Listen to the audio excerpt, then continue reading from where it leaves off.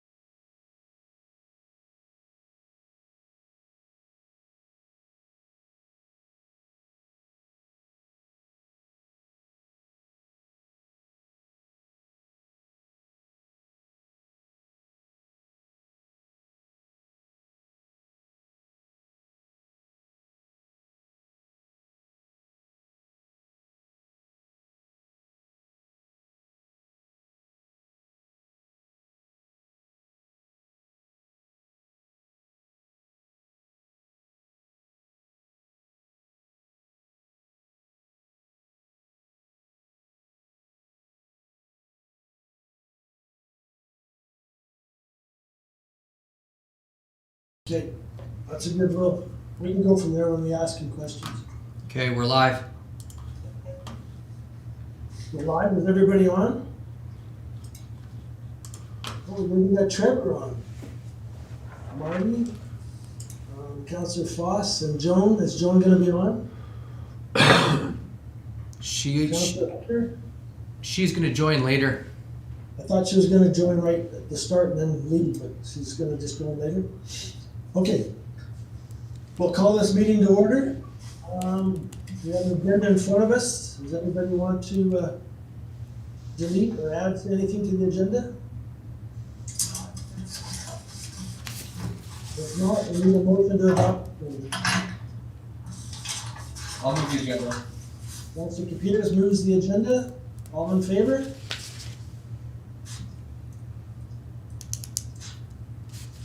Did we get them all? Yeah. That was 4 of us. Who are we missing? Councilor. Councilor. Hey Ken, you're gonna have to say, because we, instead of raising your hand, but such a small screen, you're gonna have to just say aye or something. Okay, you can't see my hand?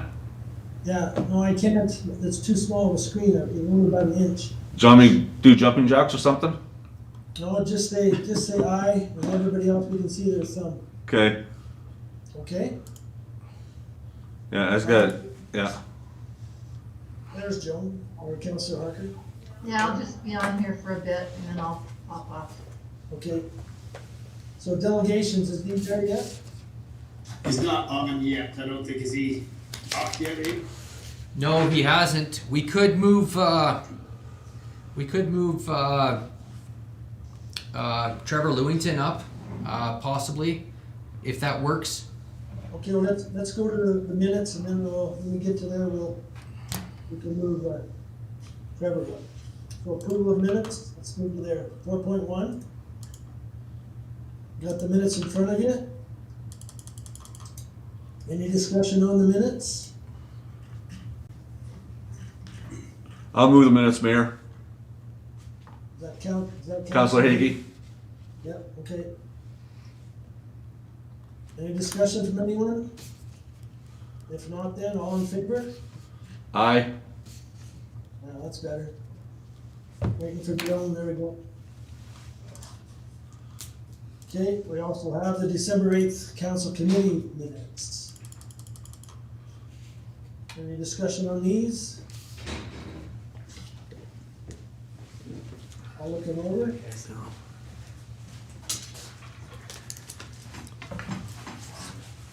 Need a motion on them then? I'll move to approve the minutes. Councilor Foss moves. No discussion, then I'll call the vote. All in favor? Aye. Good. Great, all unanimous. Move down to financial report. Can you move the screen? There we go. Anybody have any questions on the financial report on these checks? Just so you know, we had a finance meeting on Thursday night and it went 3 hours long. We talked about a lot of stuff and including a lot of checks here.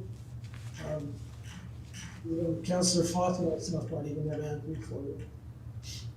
Anybody have any questions on this? On these checks?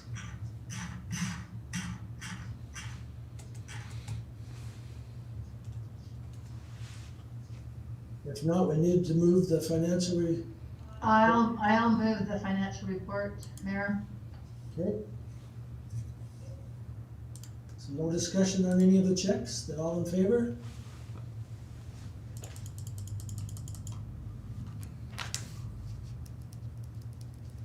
Ken, did you vote or did you? Yes. Okay, I didn't, like I said, I can't see, it's too small of a screen. I can see the thumbs up, but I can't see the other. Okay, the reconciliation, that's what's up right now? No, is that what's up? Yes. What's up? Okay. Any questions on these? If not, we need a motion to approve them. I'll make that. Who said that? Ron, Ron or Mel? He's having trouble seeing us. can you not Okay. see us? No. Are you there in council chambers too? Yes. You can't see us? Sorry. No, I can't, well, you're just like the hint square. So unless I hit on it, I'd rather have this big screen in front of me. Okay. So no discussion then, all in favor? Yes. Yes. So Ron and, yeah, Ken, if you could just say yes or aye or something. Okay. Okay. Okay, is the delegation online yet? No. He was just texting me, he's gonna be trying to log on now, but I think we can just move on with Ridge Utilities, and then when, the delegation's ready, we'll just handle the next. Okay, Ridge Utilities, we're glad to have Trevor on board to talk to us. We talked a little bit about this on Thursday, Trevor, so I hope you can, if you convince or help us understand a little better. So I did call and asked, Mayor Lewington a bunch of questions based on our conversation, based on the presentation, and he offered to be willing to sign on to the meeting and provide any additional insights. But I think from a town of Raymond perspective, I think we find three potential benefits for joining the Sterling Utilities Corporation called Ridge Utilities that would benefit us directly. And so the first way that we think we would benefit from this is from actually signing up as a marketing associate. And by doing so, the town of Raymond would have our own Ridge Utilities Town of Raymond landing page. We would then effectively be able to promote and market the gas and electricity and the other services that Ridge Utilities does provide to Raymond residents, or even any resident for that matter. And for those residents or for the town facilities that tie on, there's actually a residual income that we would be receiving every year. So in year one, for every resident or business or entity that signs up, there's a portion of the revenue that goes to Ridge Utilities that is set aside for the profit pool, and a portion of that is distributed out amongst the marketing associates. And so we would be able to get 35% in year one of every bill from that profit pool. In year two, it goes down to 25%, and in year three, it's 15%, and that stays in perpetuity until they actually cancel or no longer use the service. So from a municipal perspective, and looking just at our own town of Raymond operations, either now, if we're able to, or when our NMAX contract expires, if we were to sign up with Ridge Utilities, we would actually be able to get a percentage back based on our own energy costs. Never mind all the other residents within the town of Raymond that are directed to our utility landing page that sign up, we would get a percentage of that back as well. So the second option that would benefit us as well, this. Just let me ask you a question first. Okay. What is the market associate, what does it cost to join that? Mayor Lewington, but I don't believe there's any cost. Yeah, there's actually no cost to participants in the program. So the back end is provided through us by UtilityNet. Build a custom landing page within reason to your specifications. You can customize the logo, you can customize the look a little bit, but there's actually no cost to participate in the program. There's only the commissions that you earn that you receive. Great, that's even better, thank you. Thank you, go ahead, Curtis. So the second aspect that we would benefit from this from is we have taken a major step to get involved in solar and in producing our own electricity. And one of the reasons we wanted to do this was right now, a number of years ago, the town of Raymond sold our electrical grid. So it's not a utility that we own, like our water, sewer, raw water, of that nature, but and even garbage collection. It's an expense that we just incur. And by getting into the solar industry and by generating our own power, we're able to mitigate our own, exposure to the carbon tax model that the federal government is unleashing. And I don't know if anyone saw the report last week, but Justin Trudeau's government has said by 2030, the carbon tax is going to go from $50 a ton to $170 a ton, I believe, which is significant. And so we're going to be able to shelter us largely from that in a lot of respects. But they have what's called a solar club, and it's on the screen there on the right-hand side. And so for those entities that actually produce their own power, if you sign up for the solar club, you're actually going to be able to choose between a low or a high demand season. And what that does is that actually increases your the price you're going to get paid for the energy you're producing. So for an example, at the water treatment plant last month. We produced just over 12,000 kilowatt hours of power. And we got a portion back that was about just under 4 cents a kilowatt hour. If we were to have decided, you know what, we're gonna stay with utility net and Ridge Utilities and keep us on the high end, we would have gotten 23 cents a kilowatt hour. And so that $400 in consumption revenue went to more like $2,000 in consumption revenue, which would have been a substantial benefit, even more so than what we're currently getting. And so from that perspective, I think there's a tremendous benefit. The other benefit though is that, and Mary Lewington did a very good job of explaining this a few weeks ago, or a month or so ago when they came, the corporation itself is looking at investing back in community. And so for the town of Raymond, as an example, if Ridge Utilities had 1,000 customers and 500 of them were within the town of Raymond, the portion of the profit pool that's been allocated to the community investment fund would actually, 50% of that would actually come back to the town of Raymond. So it could be a check that we'd give back where we could put towards benches or, you know, flowers or just various things that council desires as a priority. And so from a municipal perspective, right now, we used to pay our utilities to either, you know, AMSE, which is a part of AUMA. We're currently paying it to MMAX, and they're great companies, but they're not local. It's just a check we're sending out the door.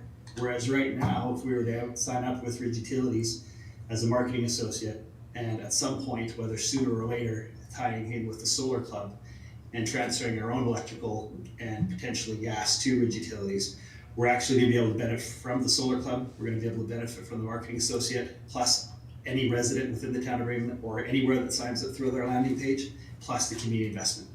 So it's not going to some multinational or large corporation out of Calgary or just a provincial, urban association. It's staying more local. And so I think there's tremendous benefit there. There really isn't a downside to this. We would just have to explore our contractual obligations with MMAX. So what I'm looking for is basically just a motion from council at this point, directing administration that we can enter into an agreement with Ridge Utilities as the marketing associate.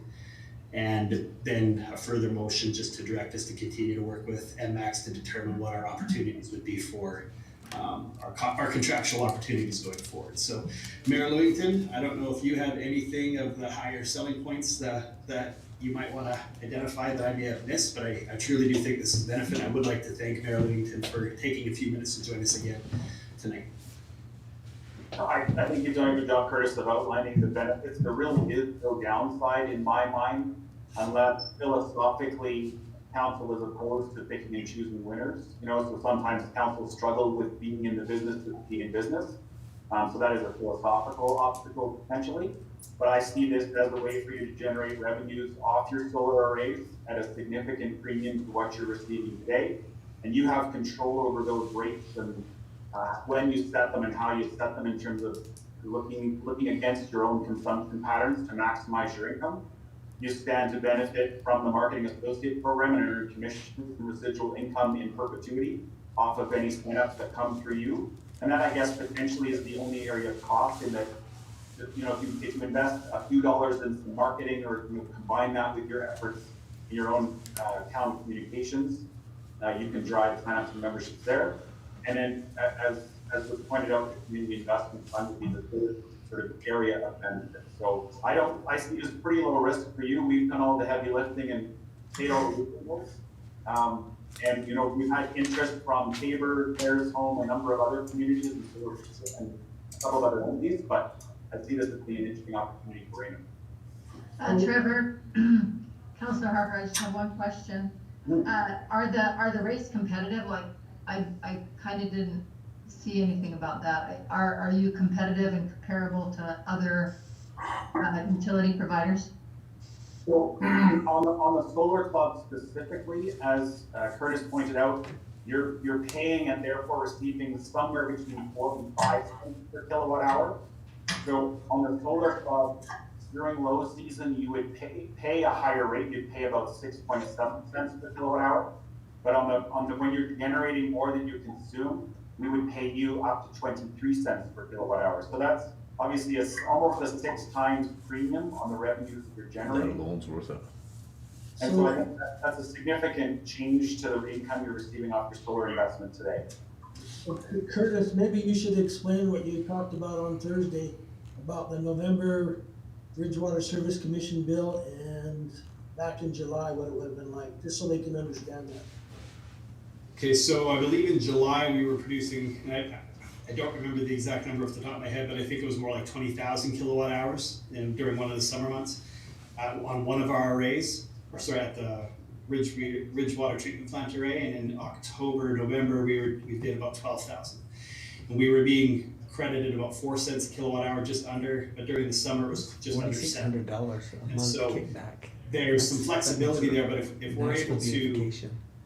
go up by 4 times, or even as high as 6 times the benefit for what we're consuming, that helps to offset our overall electrical bill, even more so, and that might even take care of the distribution and transmission portions, which right now were never intended to be offset by the solar. And so it's just leveraging, again, the benefit you've already invested in for our benefit. And so I really, it's still up to the market. We're not saying everyone in town of Raymond has to sign up with Ridge Utilities. It's still up to them to be able to determine what's best for their families. However, it's an option, and it's an option that we would benefit from as an organization. But there's a big emphasis of shopping local and supporting local and keeping your dollars closer to home and preventing that leakage and trickle out of the area. And I think this is just another step where that can be accomplished. So the other value I think too is I do think there's value. The Village of Sterling has been a tremendous partner with the town of Raymond and a lot of the initiatives that we've undertaken over the years. And I think this is an opportunity for us to kind of extend that same courtesy for an opportunity that makes sense. And it's a business decision win for both of us, and to further support an initiative that they just started. And so again, I really do not see a downside to this. Only just potential upside. It's just a matter of when we switch over, we have to determine with MX. So it's almost a 6-cent increase what you get on what we produce from the solar to sell back. Almost 4 to 6 times. I mean, 6 times, I'm sorry. Yeah, depending on the year, 4 to 6 times. Yeah, I think as we were talking about on Thursday, that's quite a bit of revenue that would come into the town, at least pay off the other things. Correct. So question for you, Trevor. What can the residents sign up for? Right now, they don't have solar, so what can they sign up for? Yeah, so Ridge offers a number of different rates for electricity, natural gas, and internet.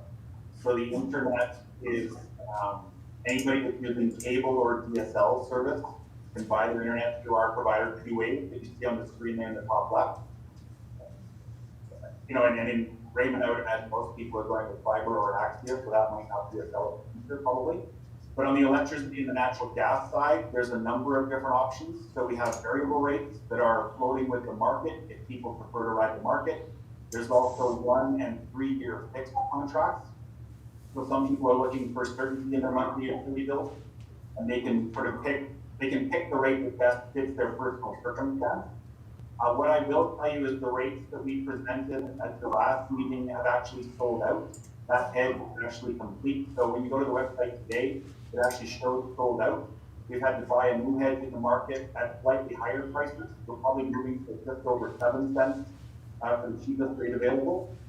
But like I said, there's a range of options, and ultimately it's for people to decide what they want. So on natural gas, for example, I believe there's enough volatility in the market that I'm on a floating rate. I don't believe a fixed rate on natural gas makes a lot of sense. That's my personal move.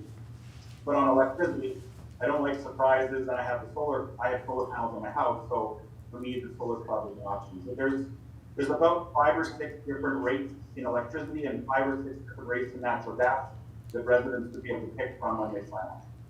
So it'd be very similar to any other provider. And just for your information, the town of Raymond itself is on a floating natural gas plan as well. We're locked in for electricity.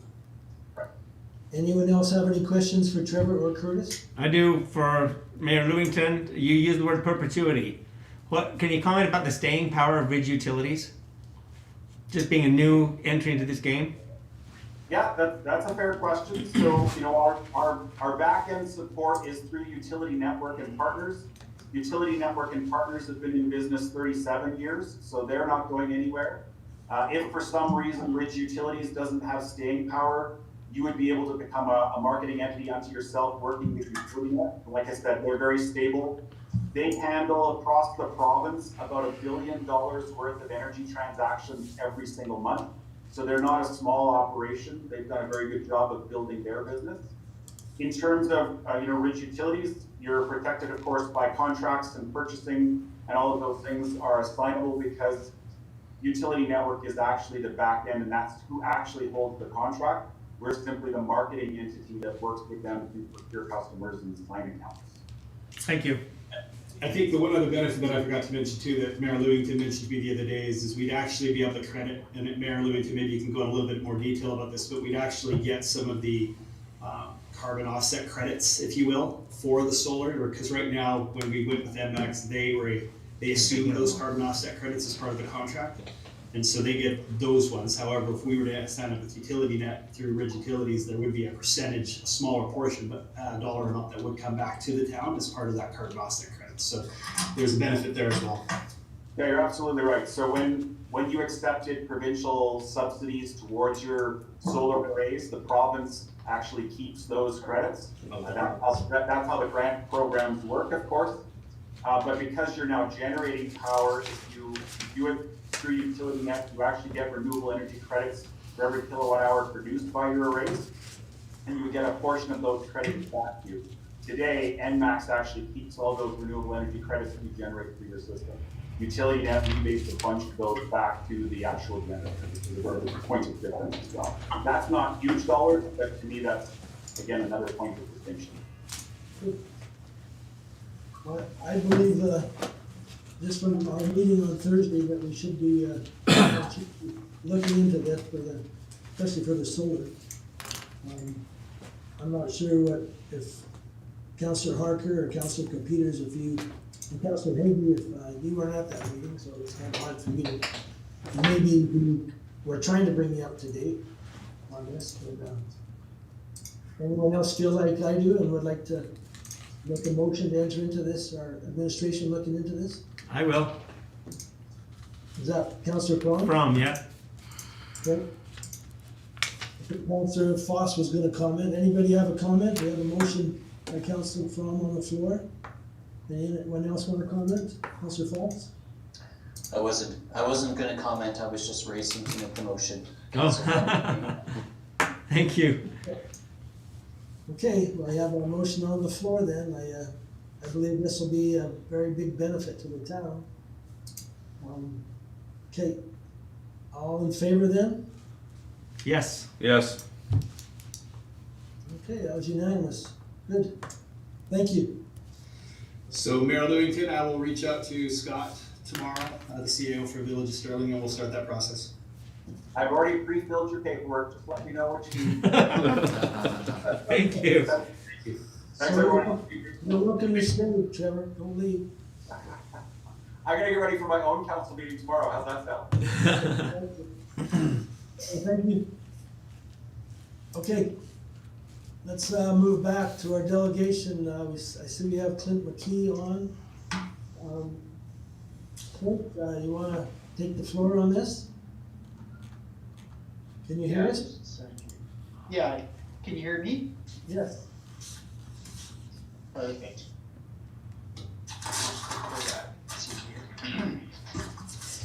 So I'm touching base.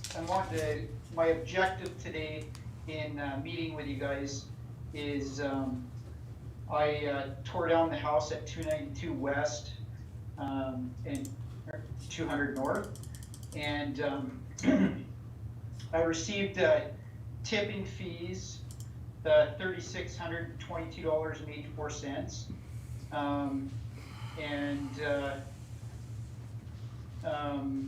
recently we hadn't met our ideal with building like we wanted to, like the finances didn't come together like we wanted to build a duplex that we met with a lot of the council about 2 years ago.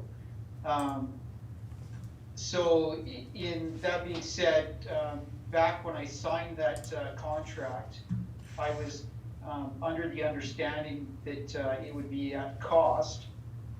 So when I first got the first bill, the $3,600 bill, I looked at it and I was like, okay, that's the tipping fees. It was maybe a little bit more than I thought, but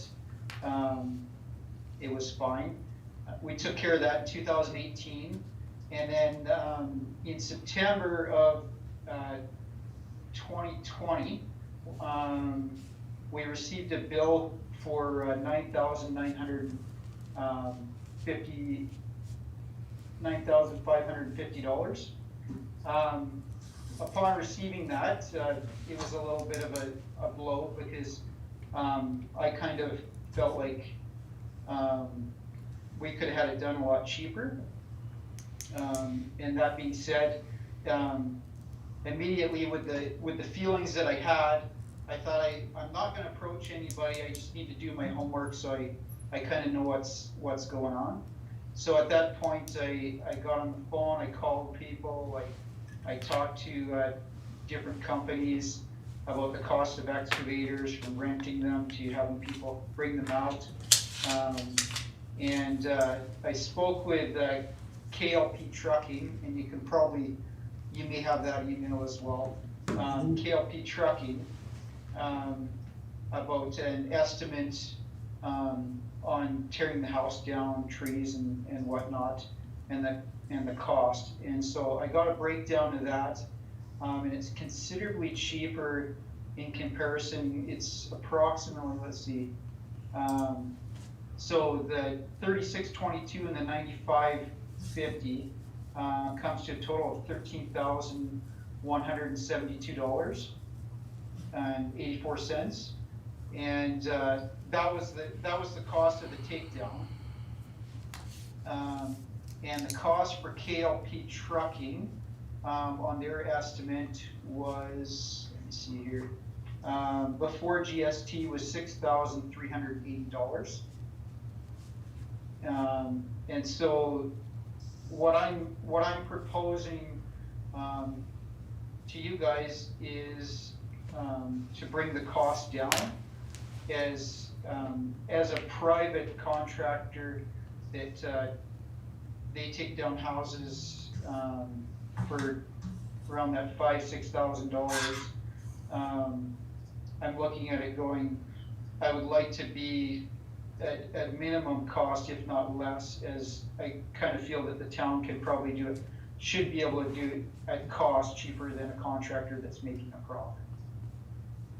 So I have some questions, and the rest of council, maybe you'll have some questions too. So KLP, they estimated the tipping fees pretty close to the same as what they were, correct? Yeah. It says on the bottom of the quote that they had done other work in this area. Do you know what other work they had done in this area, other houses they had knocked down? As far as I know, let's see, based on similar demolishes in the surrounding areas. I know they've done a ton in Lethbridge. I probably didn't talk to them too much about Raymond in particular. I was talking to them about their most recent, so I'm assuming that's the recent ones. He had a pretty good idea with that $700 a load that's coming in pretty close to what you guys were at, right? So I want to say first too, I really appreciate you taking that down. That was a real eyesore coming into town. Thank you. I felt the same way. So, but Curtis, do you know what a typical cost is of a house demolishing like that? So historically, with the program that the towns have, we've never actually had a situation where the developer wasn't able to follow through with the development. And so we've never actually had to go back and assign the actual demolition costs that the town incurred back to the developer. So tipping fees are usually in that $3,000 to $5,000 range, depending on the size of the house and the amount of material that are going. In this instance, this is kind of the first opportunity we've had to apply this type of a system where we've been billing back. We have changed the format since then, just so that as soon as the demolition will happen going forward, the individual will receive a copy of the bill, basically, so they know what the dollar amount is that they'll be incurring if they're not able to meet those objectives going forward. But I can't answer your question, Jim, or Mayor Depew, sorry, as to what a typical one would be, because we have never actually had to assign the full costs historically. Okay, Clint, you had a question? No, I was just agreeing. That was one of my concerns too, is that this happened 2 years ago and then I received a bill, but I wasn't warned or spoke to, because as a contractor myself, I contact my customers, I let them know what costs are gonna be before I start the work. And so there's a lot of speculation when you read the contract and it says, costs of the job. What does that mean? What does that incur? Does Raymond make a profit on that? Is that what their cost is, or is it cost? So to give a little bit of information there, the rates that are charged out are set by the Alberta Highway Builders Association for rates that are set up for equipment. And so they are all based along the industry averages, I guess you might say, for those, and we are typically below on each of those rates.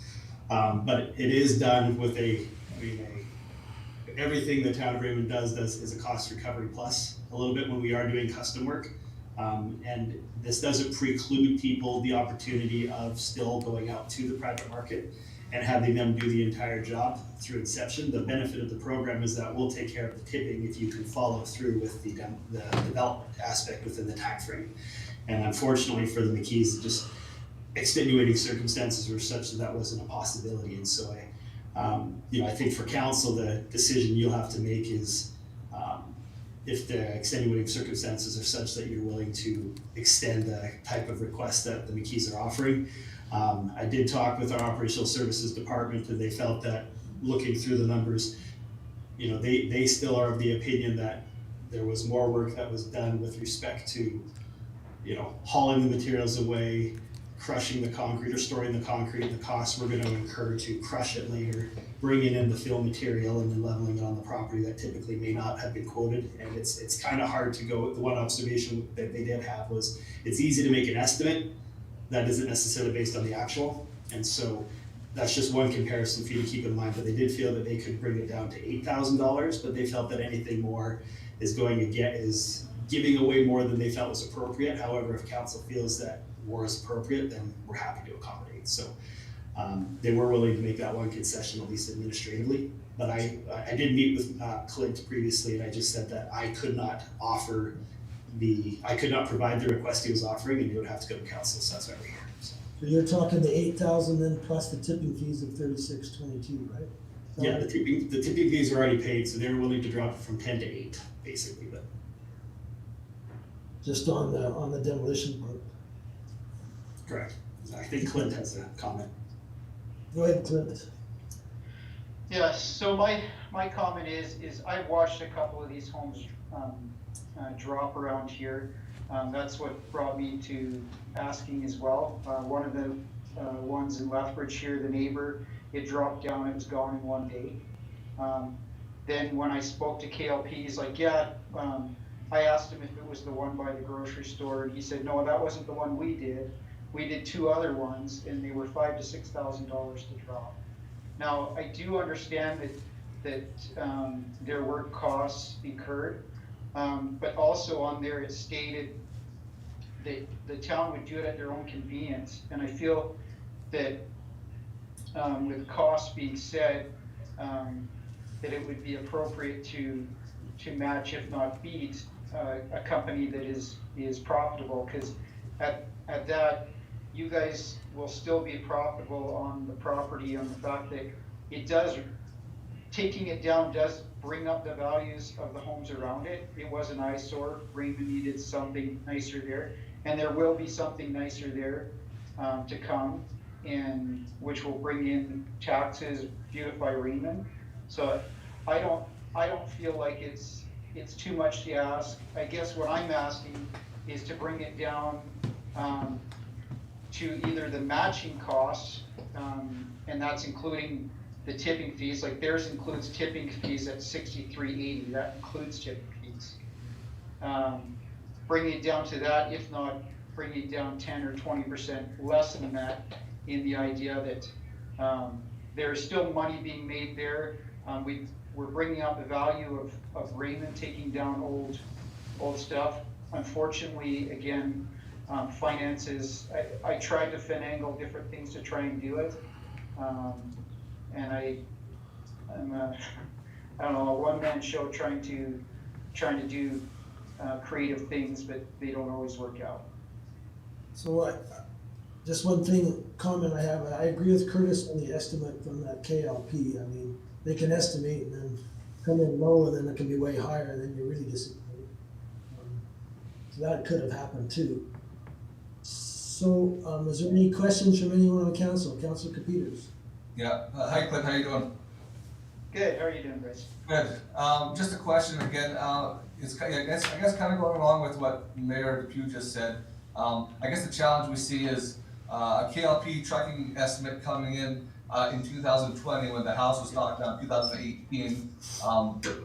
They probably didn't have eyes on the building beforehand to have a better idea of maybe what those costs would be. They're kind of taking that just story and a half home and that type of stuff. So maybe there could be a difference there. And I'm just wondering, because again, I know you're in the trades, would the dollar be different based on the economics and factor? 2018 work versus 2020 when a lot more people are kind of scrambling to try and keep their guys busy. Do you think there'd be a different cost?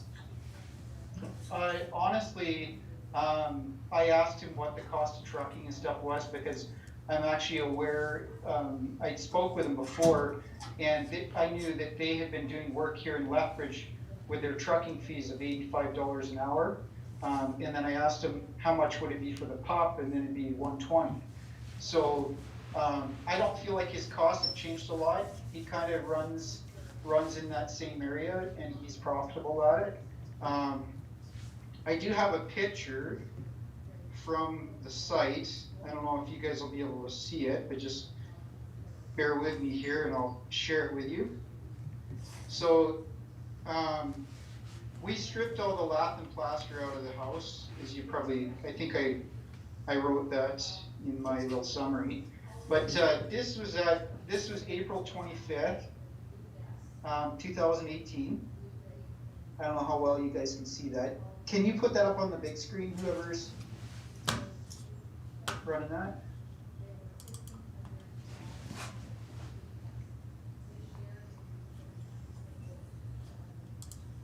Is that seeable or, oh, there we go. So that's at 8:09 a.m. on April 25th, 2018. So the house came down really fast. And so I spoke with Ken and with Mark in regards to the houses. And the houses around here, again, I watched one over here drop in a day and gone in the trucks and backfill in there. So I really feel like when it says, hey, when we have time to get to it, it's not, like, you guys, don't get me wrong, they do an excellent job. It's just, it wasn't urgent because they figured it was free. You know, it's not priority to get in and out and be, I don't know. That's just kind of my thoughts on it. The private contractor always thinks differently than the city guys. Think when we're on sites and stuff like that, it's different when you're the contractor trying to make the money, right? As opposed to being paid by the hour. Councilor Foss? Clint, do you still intend to develop the property or is that ship sailed? So as of right now, I'm looking at selling the property, and with the idea that somebody will develop it, whether it's residential or commercial. I think there's a lot of opportunity there, especially with Dairy Queen right across the street. I think it's going to open up a lot of revenue for Raymond, having that house gone. Like I said, I was going to fix it up, but we ripped the lath and plaster out, and the foundation was terrible, and we decided that it was time to stop. So, and I think it's going to benefit Raymond. I really do. Councilor Capeters?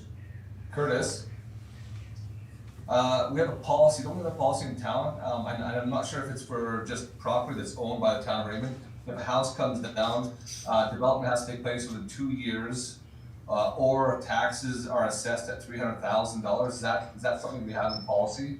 No, that was a specific application, I think, for that individual, that one property I think you're referring to. We do have in the development agreements that we have a 2-year time frame to build, otherwise there was penalties. I'm not 100% sure what they were, and Mark Bolts, our development officer, is on the line. He might be able to correct me if I'm over speaking here, but I don't know, Mark, do you have any information you want to add on that, Mark, or do you want me just to keep going? No, I can just chime in that the current program that Clinton included was kind of the incentive to get people to enter into development after it was knocked down. So the development agreement was that the owner would pay the tipping fees, the town would take care of the work, and if we went through with the development within 2 years, then we wouldn't have to pay the $10,000 that we're talking about right now. So that was the incentive program for the demolition. So Clint, I want to ask, you knew about that program then? Yeah, so I was aware of that, and I was, when I signed the papers, I think it was with Pam Sarcy, and I was understanding cost. And so in my opinion, what cost was, I knew that we could rip it down ourselves, but I wanted to take the opportunity to try and run the logistics of building. And it was a plan, like I drew stuff up, we had great ideas, just sometimes it's hard to get financing when you own your own company. And so I ran into some issues there. We're still running into that. We're in a 3-bedroom right now with 5 kids, and we can't get into anything bigger, unfortunately. But I remember your plans, I remember the plan of the duplex. Any other questions from anybody? Mayor, Councilor Hagee here. Yes, go ahead. Looking at these two estimates, the one from us and the invoice from us and the KLP. Curtis, can you, I don't know if you have an answer, why is we have 22 hours allocated to the excavator and KLP could do in 9 hours? And that's the biggest difference here is the time factor. And the truck with plus we have 20 hours and they do it in 15. So again, that's the difference in the bills. Yeah, and again, all I can go off is the fact that that's the hours that I was told that the equipment is on site working. Okay. And the number of hours trucking was, you can do, if you do a perfect day, I think I was told, runs to Chief Mountain's landfill. I think in a perfect day, you can do 5 trips. If you're not waiting, you're able to just go in and dump, you don't get stuck and you're hauling back and forth. Yeah. And so we have the scale receipts for the days that they were trucking, and it showed full loads going fairly regularly. And so again, I think, and again, it's going to be one of those, well, of course we can do it for cheaper than what you're doing it, because they didn't actually do it. And there may be validity to that. All I can say is we have the scale receipts that dictate the number of hours that the trucks were moving. And we have the number of hours that, and by that you can then kind of ascertain kind of the hours of time it's going to take to demolish and load the equipment. So that's the time that was there. There was an excessive amount of trees on the property as well, and those won't be included in those scale receipts because they don't get weighed. They go to a different portion of the yard there. So, it was a big job, and I think our position is just going to be that, again, it's the actual realities of what our crews incurred is what we've recorded. The estimate is an estimate, and it may be accurate, but it may not be, and it's hard to take it as an apples-to-apples comparison. However, that is not for us to decide. Mr. McKee definitely the right to come to council and make that presentation, and from a council's perspective, you're able to decide what's best. Clint, go ahead. so if we were to take KLPs and get receipts from other homes that they dropped that were similar, and it showed that, would that not satisfy? Like, I know that they're saying this is what the cost is, but they also didn't, like, to be fair to me, nobody came to me 2 years ago and said, hey, this is it. It was more of, hey, let's try and find stuff from 2 years ago and put this together. And so on my side of things, I think that in any trial or whatever, they would say, well, you didn't provide a quote on the job 2 years ago, and now you're trying to tell the customer it's this much, and then what is a reasonable amount? And then they would compare what the estimates are realistically to like the homes that dropped around here, and to what the costs are. So I feel my costs are accurate. I feel like you guys will still make money on the property. Again, it's brought things up. I'm asking to pay a total of minimum $6,380. So if we minus the money that I've already paid off there, we would be where am I looking here? It would basically be the 6,000 minus the 3622 is what I'm asking to pay, which I feel is very, very fair on the side of, I wasn't quoted. I don't feel that it is necessarily fair that 2 years later we come back with a quote saying, hey, this is what it cost 2 years ago. So it's interesting, you've seen the contract and you understood that too, so. Cost, yeah. Yeah, I'm not sure I quite agree with you, but, it's too bad you didn't get a estimate from KLP back then. I understood cost to be just cost of taking it down. Like I felt like in signing this contract, because it wasn't clear, in signing the contract, I understood that it was helping me and helping you on the side of you guys would be doing it for cost, but you're getting rid of this eyesore. So true. So If you followed through on the contract, it would have only cost $3,600. Am I correct on that? so no, if followed through on the contract, it would have been, oh yes. Just the tipping. Yes, if we followed through on the contract, the tipping cost would have been $3,622. There's an 84 cents. So what Bryce brought up too, what's a $300,000 place go for taxes? What's that number? Curtis, you have that? I mean, taxes are gonna be around $3,000 a year. So, I mean, there is a benefit, but I think that argument's not to counter what Clint is saying. That's the argument that every developer makes with respect to every support that we provide them, but that's just the reality of development. The municipality is always gonna stand to benefit from the taxation. That's just a reality. If we're providing additional supports, that's to the benefit of the developer for their own profit margins, then I think that's kind of a different argument. But there is no question from what Clint is saying that the town is in a better position by having the house gone than having it there. So he's 100% right in saying that. Yeah, it looks way better. So, And if you tax me for, sorry. Go ahead. If you tax me for 2 years of 300,000, which is 3,000, that would be 6,000. So we'd be pretty close to the same boat. If there was something on the property, so you would have made the same kind of money if there's 300,000 on the property, right?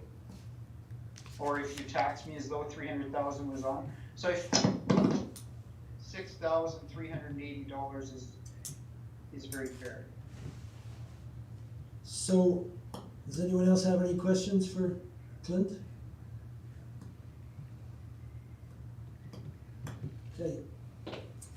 Then, you can stay on, Clint, if you wanna listen to us, talk, but, I guess as you're commenting or I guess that part's done anyway. If no one else has any questions for you, unless we have another question for you, if somebody. Anybody, have any thoughts on this? They wanna comment first? Councilor Computers? I guess there's a property in the south end of town on 300 south. A house was knocked down. There has been no new construction on the property.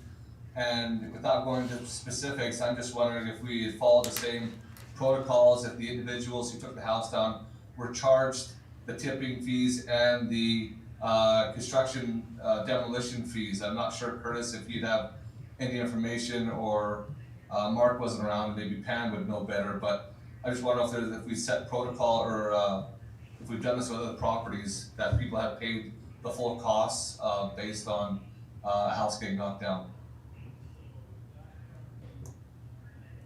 Can't hear you, Curtis. Sorry about that. The property in question, the property owner that owned it at the time did pay for the tipping fees, and they then sold it before the timeline had ended. The party that, actually, no, I apologize. The town actually took that property in a tax sale. So they did not pay the tipping fees. The town had to incur those expenses, and when we sold the property, the party that purchased it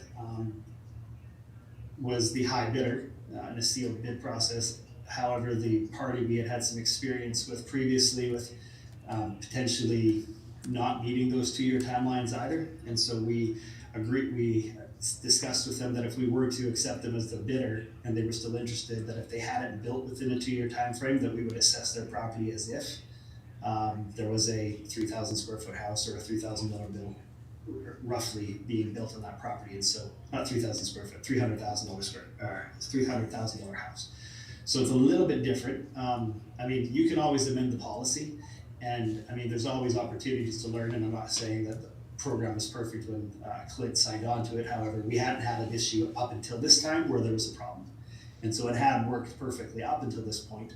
However, the fiscal realities in the market and whatever it may be just did not allow this, unfortunately, to occur. And so we are at this point. So, I mean, in all fairness, I think Clint has a very, valid perspectives, especially from a private person's perspective. From a municipal perspective, we did everything based on our policies and our going forward. And so there really is no right or wrong answer. It's just really up to council to decide what's the appropriate direction. And whatever direction council decides to go, we're happy to accommodate. It was too much for me to be able to defer on my own, and so that's why I told Clint it had to come to council. Councillor Yeah. Fall, go ahead. Yeah, so if Curtis, this gets thrown on the tax bill, and then, am I correct in my reading of this, that once a development is done on that property, then that tax, that would be forgiven, that amount, is that correct? Whether it's, within that 2-year window or not, or is that, now that we've hit that 2-year window, there's no longer an option to develop the property?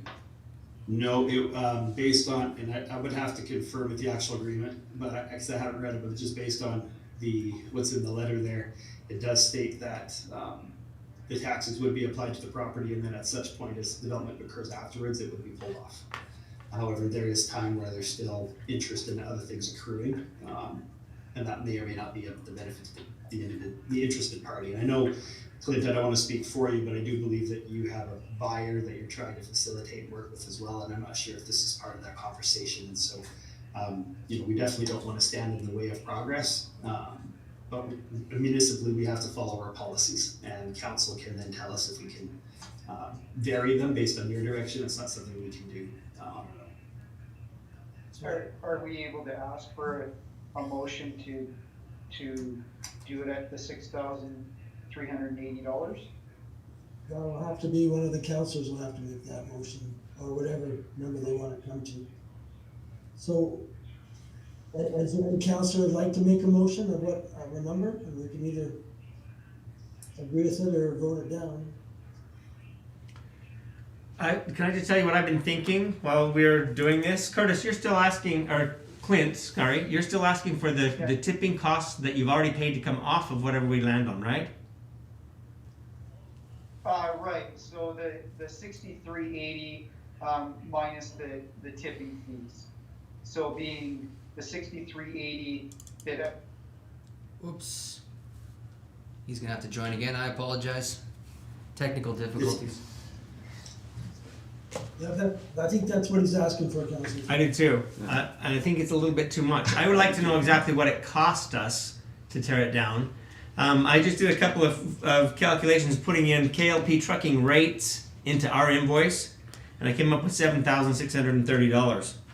And then I was thinking, if you take off the tipping fees that he would have paid with KLP, it takes it down to $4,130.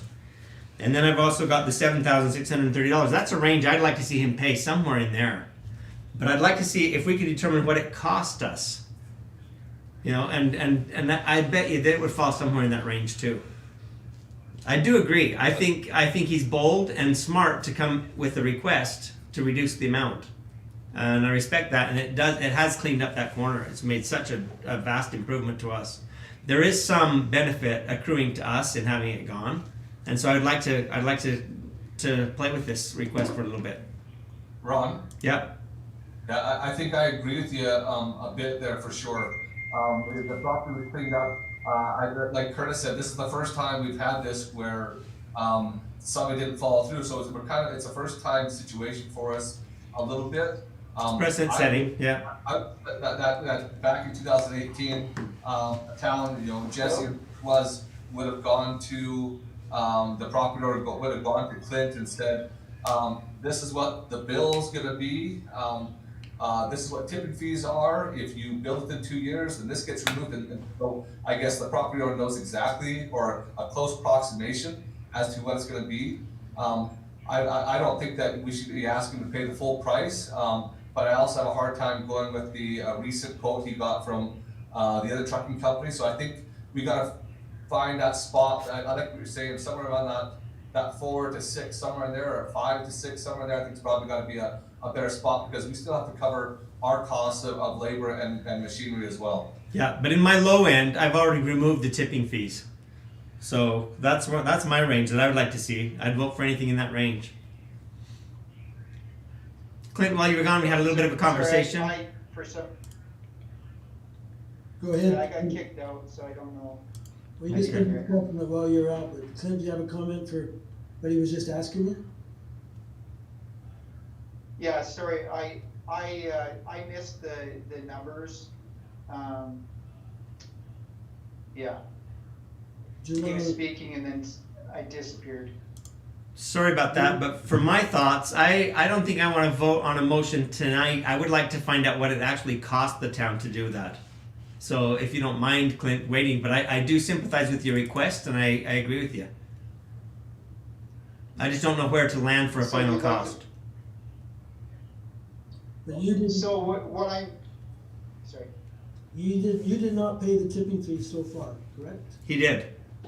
No, I did, yes. You have paid the tipping fees, so we're talking extra on top of the tipping fees. Okay. Right, so what I'm asking is that we can come up with a number, so if we came up with a number $3,800. So I would go in and pay $3,800 more, and we'd call it square. I think you need to go up a little bit higher than that, Clint, for my own taste. And the bottom line and these are just a little bit nebulous, I get it, but I've got like 4,130. Would you be willing to go that high? That's not a lot more, but it's a substantial reduction in the bill. Would you be willing to do 4,000? See, and that's why I don't think a motion will work tonight, but we got to talk about it at least, because I think there's a lot of merit in your request. Yeah, I don't think we need to be trying to argue this right now. Yeah. Yeah, no. So let's do the 4,130. Let's work on that. And that's just something that I put out there, so I don't expect everybody else to agree with that either. So, but it's a good starting point. So let's. I like Councillor Fromm's idea. Let's bring this back to a committee. We can talk about it then, and we're at. I mean, that's one proposal, the 4,100 on top. So. Are you okay with that, Clint? Because we do. At least I do. I sympathize with you 100%. Yeah, I'm asking if it's possible to come to a motion tonight, and that as we'd be deferring off, future projects, if, yeah, Okay, if we're holding it up. Yeah, I just mentioned to Clint that if a decision wasn't made tonight, the next council meeting would actually be January 5th. And so just with the Christmas break Oh. and things, so that's just, I think, part of the rationale for his request, but just so council's aware of that time frame as well. so he's trying to move it along is what you're saying, Clint. You have something you like to get it paid off so you can try to move it along? Yeah. Okay. Any other comments then? It's my own thinking too, I'm not quite with Ron, I'd like to see it a little bit higher yet. I know that's what Clint would like, but it's, we gotta be fair to ourselves too. Mayor, can I ask one more question of Curtis? Sure. Just to, I think I understand this correctly, but I just wanna make sure that I'm clear, right? So Clint has already paid $3,600. We're asking for an additional $95.50 on top of the $36 that he's already paid? Correct. Thank you, that was my only question. So that would make it a $13,000 job. That's what Clinton's saying, it was way too much. But I mean, I don't really think you can go by the estimate, cause it could have taken them a lot longer too to do it there. Their tipping was bang on, exactly what it was for that tipping fees. So their estimate is, it could have been a lot more. Go ahead. I know what they pulled down here, so I know what the costs are around here when they slammed them down. And so I know Raymond has given us this quote, but in the same respect, I know what the houses are dropping and the cost for dropping them. But like we're higher than some of the Lethbridge houses. Like majority of the houses are dropping for around 5,000. So let me ask about the foundation, you said that was your first, were they not supposed to touch the foundation? And then after you got in there and saw what it was like, then you wanted the foundation gone too? Oh, no, that was, when I purchased the property, I didn't realize that the foundation was not good. And so we gutted the house out, and at that point, when we were gonna go to jack stuff up to level it out, we realized that it was garbage. So that's what I mean, when they did the demolishing, were they just gonna do the house and not the foundation? Was the foundation included later? No, the house foundation, everything is what they quoted me on KLP, and that's what you guys did as well. So, I feel it's really reasonable. I think, if I'm willing to pay, pretty much, if I pay 4,000, I'm almost paying 8,000, which I feel is more than if I had KLP come out and do it, honestly.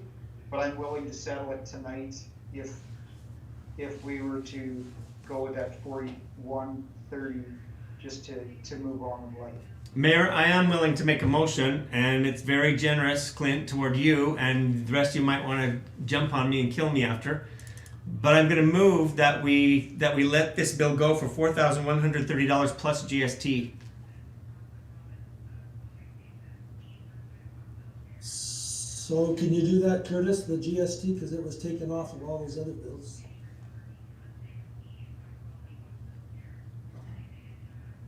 Curtis, you gotta unmute. Martin, do you want to speak to the GST component as to what we can and cannot charge GST for? We are registered for GST, and this is a service, so we would have to charge GST on whatever price we decide to finalize it on. So it's either $4,130 plus GST or that including GST, depending on how you're gonna look at it. Okay, so Yeah. there's a motion on the floor, and that's what we need, because you can either vote for it, or you can vote it down, and then we'll have to make a new motion, let's vote it down. So the motion is 4,300, was it? 4,000. 4,130 plus GST, and I'm basing that on the fact that if a house comes down in anywhere in a day, and 22 hours is nearly 3 full days, that is, you know, that's it maybe could have been done a little more efficiently. I don't know. I just making this motion based on generosity and benefit to the town from having the site cleaned up. Okay. So, there's a motion on the floor. Any more discussion from anyone? Councillor Foss? Yeah, I'll just say, I think it's a very generous number, but I acknowledge what Clint has said. It would have been, ideally, you know, we would have given him these numbers before proceeding with the project, and so I'd love to see that corrected in our policies going forward. But yeah, that's all I have to add. Okay. So there's 5 of us to vote, right? So Councillor Harker's not there, so. Okay, there's a motion on the floor, then I'll call the vote. So all in favor? Yes. So that's 2, and against, Aye. that's 3 against, so sorry, that motion is defeated, 3-2. Anyone else wanna make a motion? Is the reason why it was defeated because it wasn't high enough? That's my, That's my reason, Mayor, is I just think that's just a little bit too generous. I agree, and we spent a lot of time on this today, and I understand Clint's push for it, but I really think we gotta get this right. And I don't think I would vote for something to be outrageous above that number, but I think that number was just a little too low. And it's really hard right now to come up with what's a valid number. I like what Councillor Fromm had asked before about getting some different actual costs, and maybe some comparisons, a little bit more on our side, not our side, but a little bit more information before we come up with a set number. And I apologize, Clint, for voting against, but that's kind of just the way I feel about that.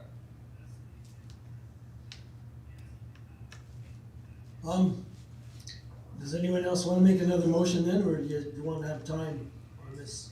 I know that's not what Clint would like, he probably doesn't wanna pay as much either, but I mean, we need a motion. Marty, you have? Can I just say something? Sure. I'd like to look into this a little bit further and really delve into the costs and comparisons between his estimate and what we actually gave him as our costs, so that I can differentiate why the huge discrepancy. So Clint, if we did that, this could be a benefit to you. But Yeah. I'm not sure why the urgency, but. So the urgency, Mayor, is we're looking at doing a deal this week. If I don't get this through, then the deal may fall apart, and if that's the case, I don't have the money to build on it. So you guys might make a little bit of money on it, but you might have the property sitting there for a while. Okay. So sorry, Marty, let's make another motion, somebody,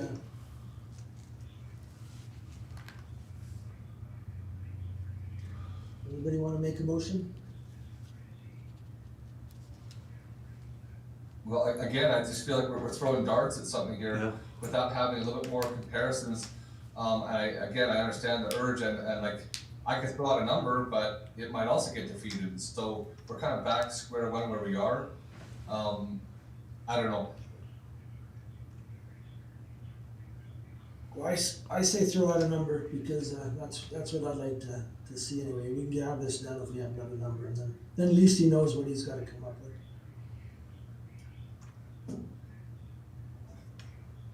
Yeah, okay, well, I'll throw a number out of $4,700, Plus including GST. Including GST? Yeah, Including it? well, plus GST is what you're saying. Nope. He's saying no, including. including GST. So it's Including about GST. a couple $100 more than, about $300 more than what the previous motion was. I think it helps us to cover our costs a little bit more. It gives Clint a little bit of a deal based on what it is. I'm just trying to find the middle ground here to try and help him out, help the potential buyers out so we can get this property done with, but also still being fair to the town of Raymond. Thanks, Bruce.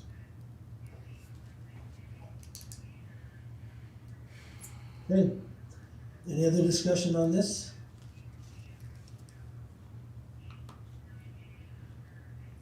Okay, then I'll call for the vote. All in favor of $4,700?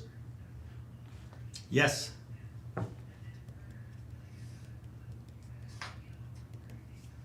All against? Aye. So, yeah, 2, so 3-2 now. So it was passed. Clint, so $4,700 then? Okay. Um, Thank you for your time. Okay, thank you for taking the time to be with us. Okay, Appreciate it. Thank you, Curtis. Take care. Yeah, good to see you. See you, Clint. See you guys. okay.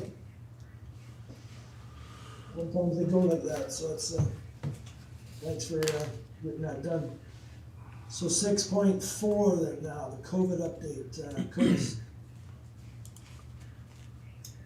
This is just a updated December 11th municipal government frequently asked question document that they send out that I've been bringing to you every month, every week when I get them. That just goes over various scenarios and some further insights as to what is in effect. And so I'm just providing this for your information. Operationally, we do have many of our staff working from home in the office here. The office is still open though, based on council's direction. During regular office hours, and there'll be, but if people are wanting to have appointments with individuals, they should call ahead or try and meet remotely, so that we can schedule those days when and if the individual is actually in the office. But outside of that, it's business as usual. The arena is not open though, but we're just managing workflow accordingly. So I don't know if you have any questions. So I might add, Councillor Fromm doesn't know this, but Councillor Harker, there was a meeting tonight on the phone or on Zoom with Premier Kenny and Dr. Holcroft. And it started at 6:30, it's supposed to go till 7:30, and I asked Councillor Harker if she would attend that phone meeting. I'd like to have been included in that, and she's even might ask a few questions. That's where she is tonight. Maybe we'll have her give us an update when she comes back. That's where she is. So, any comments from anyone else on this? Okay. Let's move on to the next point. 6.5, the general elections. We had the brief last week from Curtis. I think we all know what we have to do here. Curtis, you want to give us a little update for the public? I'll turn the time over to Abe, actually, to our Director of Legislative Services, and who will be our returning officer, just to lead this discussion. Okay, sorry. Sure. We are looking for motions to appoint myself as the returning officer and the CEO, Curtis Pratt, as the substitute returning officer. As we discussed last week, one thing I forgot to mention last week was this existing bylaw. Given that nominations are going to be opening January 1st, this bylaw will potentially be in effect. Well, it will be in effect. So that's something, if council wants to change that nomination deposit requirement, this would have to be rescinded fairly early in the new year. However, we don't recommend rescinding it. It's a good measure in place to and a very common measure in place for nomination deposit requirements. So do we need to amend it in the new year or amend it right now? No, it was just some background information. If council's looking to cancel it, then we would have to do that fairly soon in the new year. However, if you want to keep it and maintain nomination deposit requirements, you don't have to do anything. I think we should keep it because it gives some seriousness. I mean, nobody's going to just put something in on a whim. Absolutely. That's what it's there for. But I have a question. If you look at deposits shall be returned to the candidate if you look at C, candidate withdraws, he gets his money back, or A, if he's elected, he gets his money back, or B, if he gets half the number of votes or the least amount of votes that got elected, he gets his money back. So when do we actually keep it? When they get 13 votes and they don't So when they withdraw. get hardly any votes, that's the only time that we'd keep it. Yeah. That's correct. So a candidate could deposit and he could withdraw at any time and he gets his money back. Yep. Yeah. So at least once deposits there, if they withdraw, they don't get their money back. And I think, have we ever kept a candidate's $100? We have, Have we? Yeah. Okay. yeah, and a lot of this is dictated by the Municipal Government Act, the Local Authorities Election Act. This isn't us coming up with arbitrary numbers. This is kind of legislative provincial policy for elections, so. That's correct. And that's what I wasn't clear about was the section 32 of the Local Authorities Selection Act. So, I think it's a good thing. I'm You don't okay want with it, people just yes. saying, "Hey, I'm fresh out of high school and I want to run for council just for the fun of it." I mean, it's a commitment for 4 years, and I think people need to be serious when they put in their nomination papers. okay. So I would like to I- keep that yeah. policy in place. Sure. So we need another motion made tonight though? Yeah. Just to nominate the returning officer and substitute returning officer. Okay. Someone wanna make that motion? I'll move to appoint Abe Tenney as the returning officer and Curtis Pratt as the substitute returning officer for the 2021 election. Okay, Do you need two separate motions? I'm sure it's fine the way it is. Okay. anyone else have any discussion on this? In favor? What's that? I'm in favor. Well, we got a call for the vote, all in favor? Aye. You say aye, Ron. Okay. Yeah. So that's unanimous. Okay, Make it official. okay, great. I'm okay with the deposit. I would like to feel like, do we ever keep it? Like, Not very often. not very often. Then we'll move to 6.6, this is the raw water system and expansion.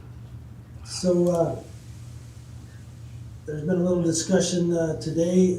Some of the people that are interested in having this would like to us to withhold from the public what the prices are until they have a chance to take a look. So that's not coming up on the big screen, just on your own screens. So Curtis, you want to lead out on this? Yeah, Abe, would you actually just open up the first attachment? Sure.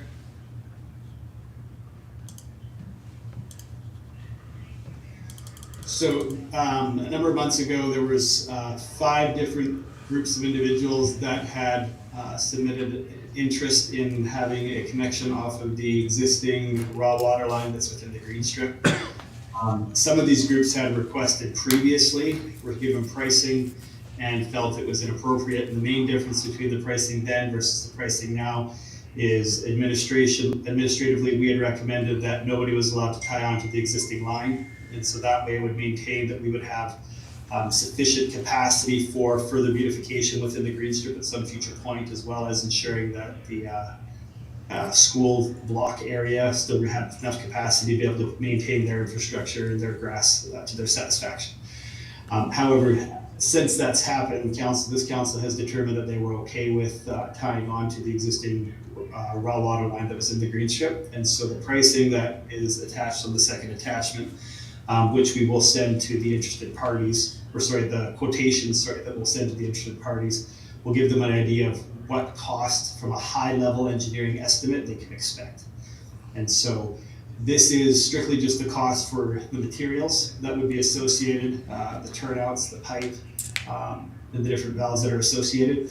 This does not take, with some engineering and obviously some for contingency, but the dollar amounts are quite small. So the contingency doesn't really give a lot of room for error if there's an extenuating circumstances that isn't foreseen.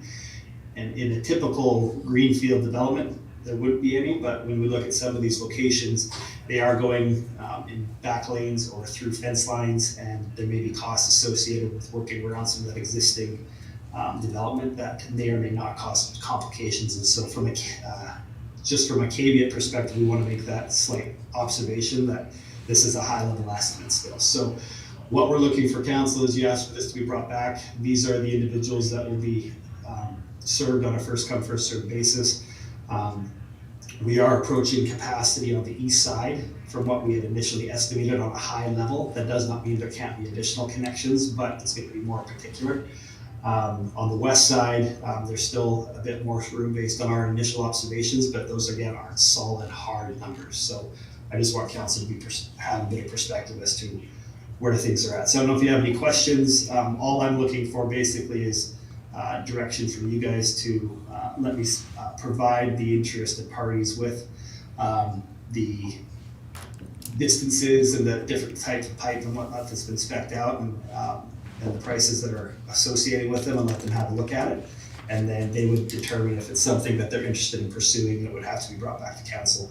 We are not looking or recommending that the town provides any funding support for this. This would be done either as a local improvement over a period of time, or they could just pay for it up front depending on what the perspectives are of the individuals that are looking to participate. So one question I have is that if it goes down the back of one block like that, then everybody has to be in favor. They don't have to be in favor, but they all have to join up, correct? Depends on how you do it. So if it's done on a local improvement, then yes, every single person, regardless of whether or not they use it, would be paying their portion of the frontage. They shouldn't be able to opt out, is what I'm saying. Okay. Any other questions from anybody? So, go ahead, Stuart. Councilor Paul? I just had, I guess, two questions / comments. The first was, Curtis, you spoke as though this is approved by council. Have we approved any of this? No, I apologize. You guys approved the potential for people to tie off to the existing lines. Sorry if I misspoke there. It's not that you approve these individual projects directly. It's just, it's going to be different from the original proposal, which included a brand new main line down the entire green strip that they would be feeding off of. There won't be a motion made tonight, Councilor Foss. It's just to see if we want to go ahead with him contacting the rest of the party. Now, the only other caveat I'll say is that Mayor or Councillor Hagee asked a question about if everyone had to tie on, or maybe it was Mayor Pugh. If it's done a local improvement, then yes. However, if it wasn't done a local improvement, individual parties wanted to tie on, there is a possibility that you could still proceed with that. However, they don't own that infrastructure. It's just like our rural water network, and the town would still own that infrastructure, and there is nothing stopping anybody from an adjacent parcel to tie on at any time, and they are not obligated to pay anything extra. It would be at the town's discretion what those costs would be, and there would be no reimbursement back to those who went ahead with it previously. So I just want that to be aware. Council to be fully aware of those challenges that might be faced. Any other questions from anybody? Last week when we talked about this, we talked about increasing the pipe size. Is this already anticipating that increase? No, it is not, but I did not have a chance to get the pricing on that, but it's not going to be a dramatic difference in the cost of the bill. Okay. It won't, eh? Not from what I'm told. No, it's not that big of a difference in pipe size. So it's not going to be, we're not into getting into the real big pipe, so it's not going to be that much of a difference between. And Mark Baltazar is on the line. I think still he's just camera's gone, but I'm not sure if he's still there. If he has any difference or inclination from his past experience as to pricing between different sizes of pipes. If he's still on, he can chime in. If not, it's totally fine. Oh, he's right there. Yeah, I'm here. I was listening with one ear on, so I'm not the best to talk for right now. That's how we listen too, just so you know. Yeah. So that's totally fine. So if we'd have to get further information as to what that would look like, but from what I was told, it's not going to make a dramatic increase to the cost of the total project. So how much farther could you go? Could you go another block to the north on each of those two lines? It's kind of a hard science because it's really just going to depend on how many people are pulling, the volume that they're pulling, and when they're pulling. And so if there's a perfect storm where everybody's pulling at the same time, there's a theoretical number that you could reach. However, that's not typically practical. And so you're trying to decide what's the happy medium where people are still going to have the likelihood of having the pressure they're looking for, but not overdo the system. And so it's hard. There's a lot of variables that are hard to estimate. And so that's why we came up with those initial numbers just as a very safe benchmark, but it doesn't mean that those are hard numbers. But you're not, based on the infrastructure that's there, I don't think you're gonna be going blocks down the road. I think you're gonna be a bit more localized. However, if nobody else ties in on the green strip, then there's capacity that could go elsewhere. Okay. Any other questions from anybody? One more from me, Mayor. Help me understand what you said earlier about the people on this list not wanting the cost to get out. Well, they just wanted to have a look at them themselves, the ones that are on this, that have the opportunity to be first on the first come basis to do this. They wanted to take a look at the pricing themselves first. They're gonna get the pricing, but they just wanted to be able to have it, to be able to look at it. Just to decide whether they're interested? Yes. Okay.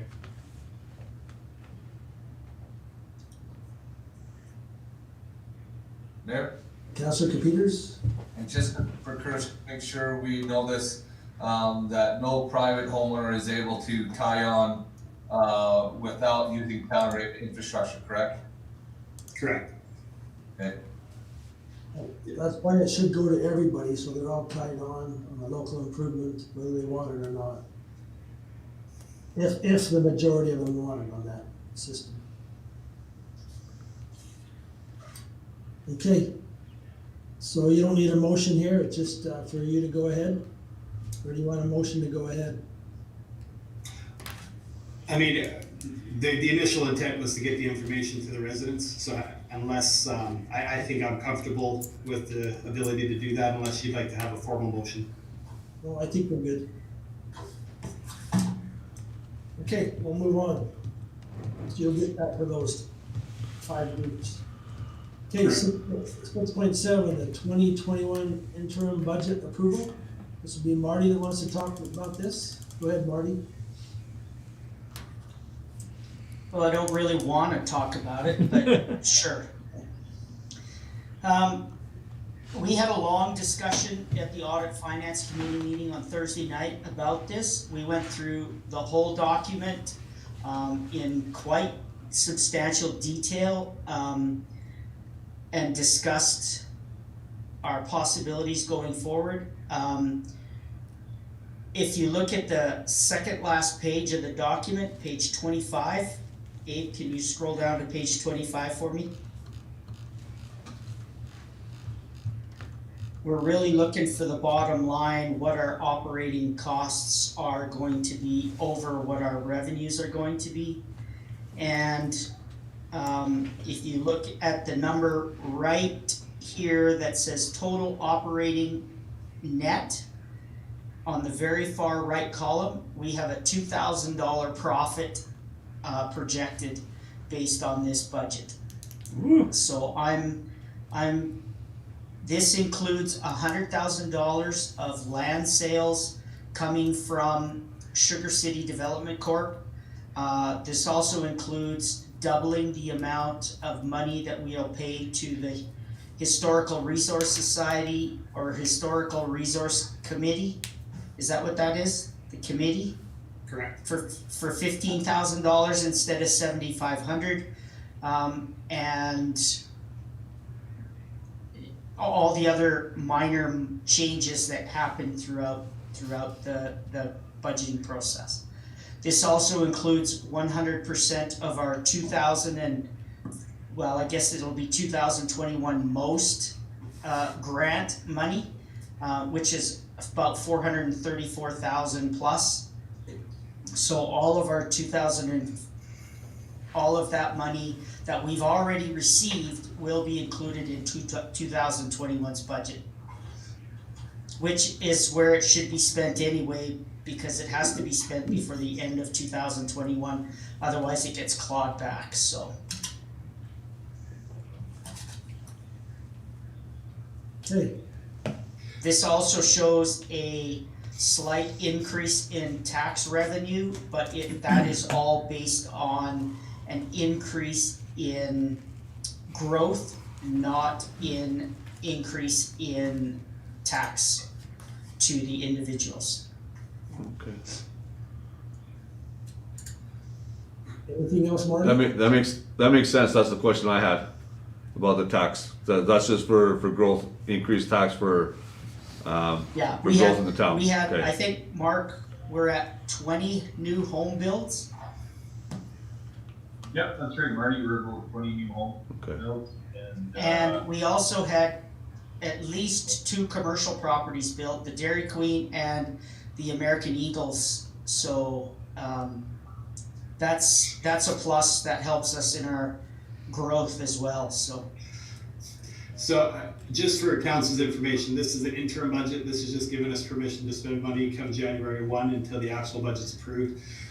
The way we forecasted now, there's no increase in taxation anticipated. However, we only control one of the 3 portions that make up our tax bill. The other 2 are the Seniors Foundation, which is set by Rich Country Housing, and the other is the provincial education portion, which is set by the province.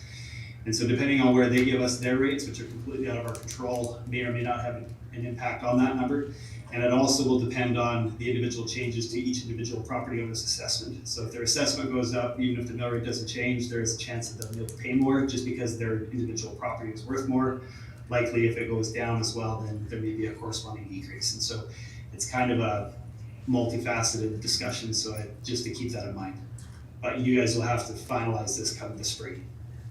Councillor Foss. I just want to acknowledge the considerable work that went into this to get it to the point where there's a $2,000 plus sign at the end of that budget. We went through this in a lot of detail at our Audit and Finance Committee meeting, and I know there is more work to be done as we get more information from the province in the coming months, but I'm very comfortable with the interim budget as presented here. Good. We need a motion to accept this interim budget. I'll move that. Councillor Ron? Fromm? Mm-hmm. Any other discussion on, from anyone? Like Marty and Councillor Foss both said, it was a good 3-hour meeting that we went through, 3.5 hour meeting. Which means some of us are very familiar with it, but if there's any questions, but again, That's the only interim question too. I had. I just had that one question about the taxes. Okay. So that is, but I think it's very well done. So there's a motion on the floor then by Councillor Fromm, so I'll call for the vote. All in favor? Aye. Yes. Good. Thank you, Marty. Good job, Marty. I guess we can't vote at the same time because there's no who's saying Yeah. yes. 6.8, ORSC GIF, orthography grant application. Curtis? So as was discussed a little while ago, the Oman River Regional Services Commission is looking to get some aerial photography done for its 43 member municipalities. What this is it's going to be an overlay for our urban GIS programs, which would allow us to see kind of more current realities of what the on-the-ground development within the town of Raymond looks like. And so in 2017, we participated in the same project, we were able to get grant funding to cover the entire cost. That's the intent again. However, there is an chance where potentially we won't be approved, and as such, there would be a cost that would range between $3,000 and $5,000 for the town of Raymond, and we would just move to include that within our development expenses for that year if it's not possible, because the enhanced imagery is of tremendous value to us. And so we're just looking for a motion from council if you are supportive of the town of Raymond being a member of this grant application that ORSC, the town of Fort Macleod, has volunteered to submit on behalf of all the different municipalities. And if so, one of the attachments has the appointed motion, and we just ask for a motion to approve that, and then we would send that off to them for their approval or for their inclusion in their submission. Any discussion on this? Would someone like to make the motion? Mayor, Councillor Computers? I'll make the motion that we join with Fort Macleod with this ORSC application. Okay, good. Any other discussion? And I'll call for the vote. All in favor? Yes. Yes. Unanimous. Thanks for doing that, you two. It's really hard to see. Mayor, Yes, Councillor Foss. can I just ask one quick question related to this? Curtis, do we have a timeline for the rollout of the new GIS system? I know this is just the photography portion, but the rest of it? Yeah, so it is rolled out. It is almost completely operational. If you go, I mean, that's a good observation. We could probably share that with council. It's a new ARC-based GIS system.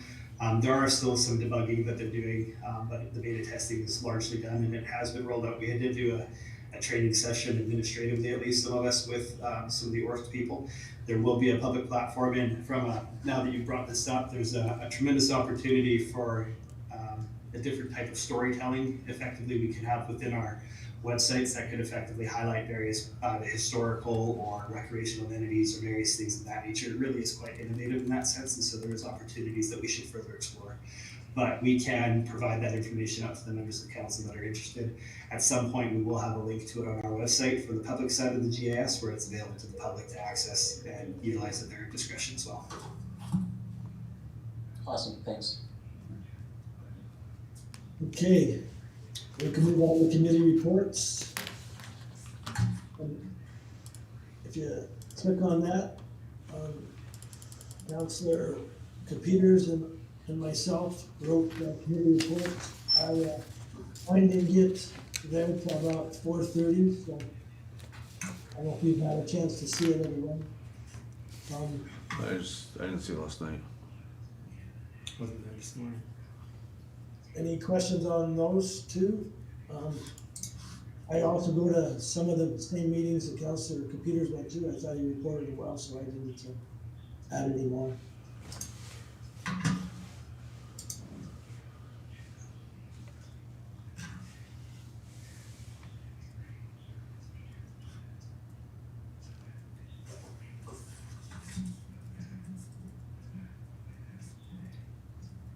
Interesting to see that Randy Taylor's the chairman of the Chief Mountain Waste Commission.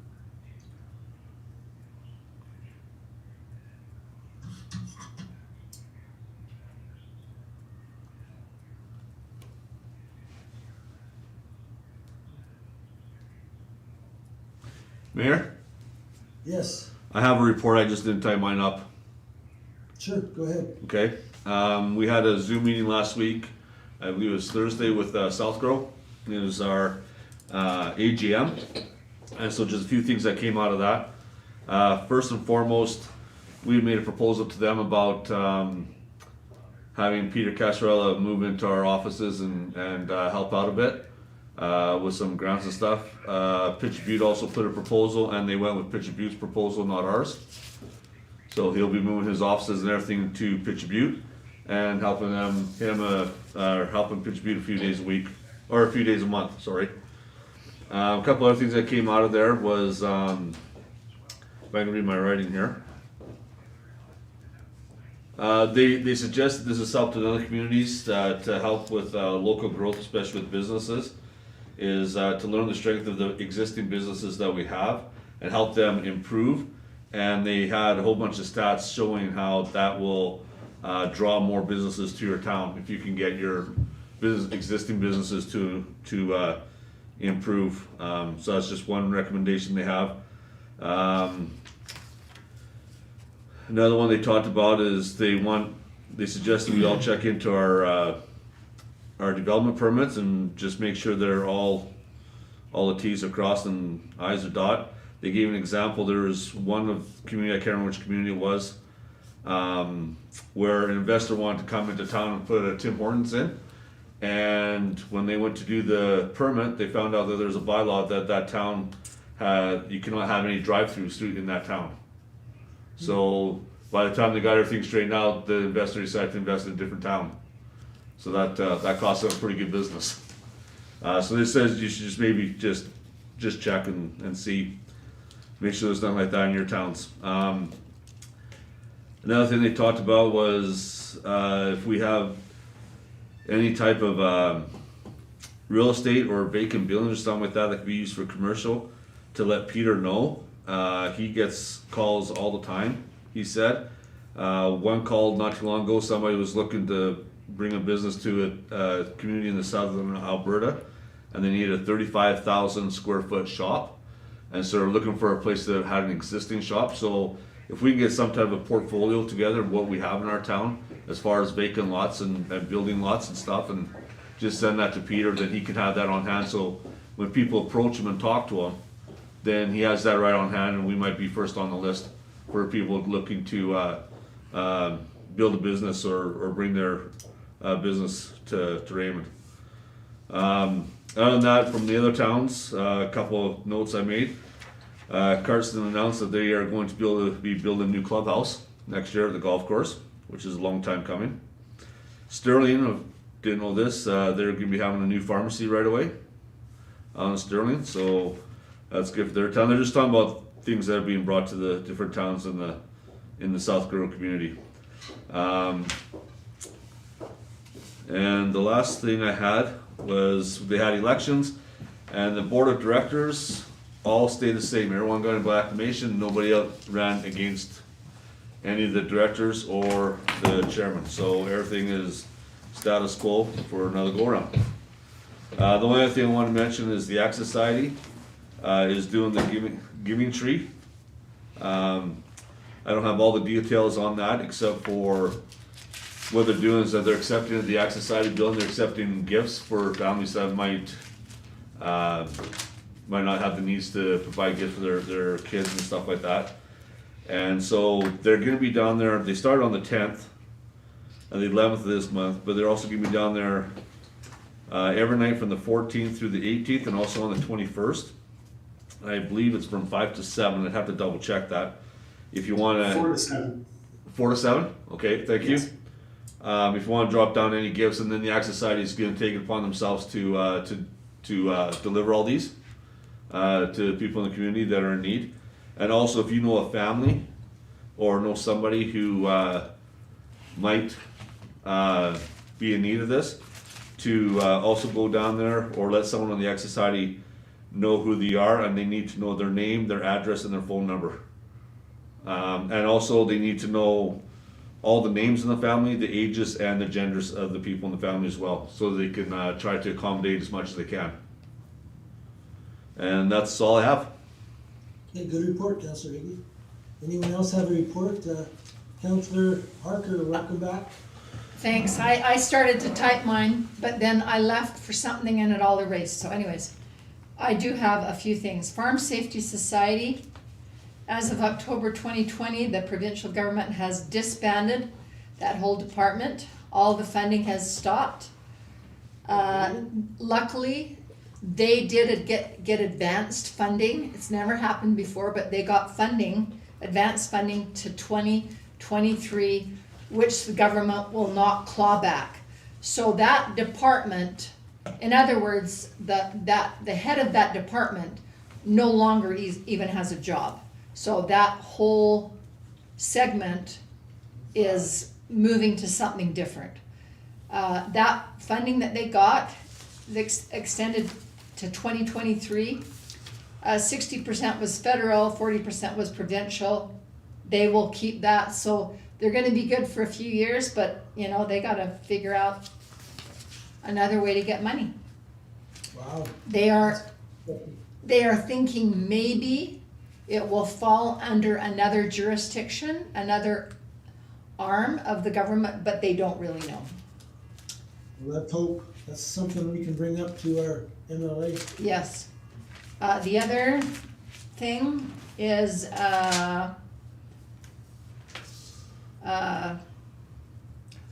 Chinook Arch Library, they are gonna cut their ask from the towns for the levy by 5%. So I guess we're gonna be saving a little teeny bit of money.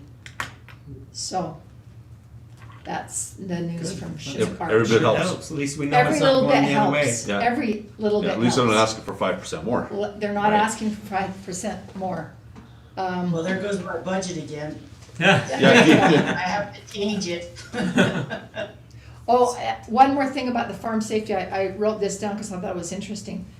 Government has shut down all of agricultural research government-wide, and it has been reassigned to universities. Wow, So I thought that that's was huge. interesting. So they will not be doing research. That whole department is moved to different universities in the province. Oh, wow. So there you go. They're trying to think that's- I did have that all typed, and then Yeah, Lost it. I lost I it. think that a Frustrating. lot of universities are already doing that research, but now that it sounds like they're gonna have to fund it on the university budget and not the government budget, Yeah. I guess so. so. And that's all that I have. Did you want to report from the phone call, the town hall meeting? I was thinking I was just gonna get to ask a question. That's why I didn't quite come, because I was hoping I was in the queue. Okay, Probably not too much that you didn't know. Nobody asked about